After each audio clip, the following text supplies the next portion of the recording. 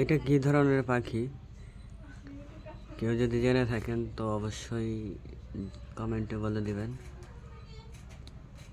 অদ্ভুত এক পাখি ধরেছে। আর পাগুলো ঠিক কত লম্বা লম্বা দেখতে পাচ্ছেন, হাতের নখগুলো।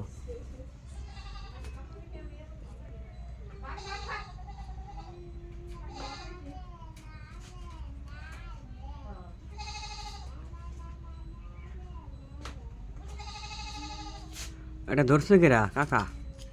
হাবিব বলে ধরছে।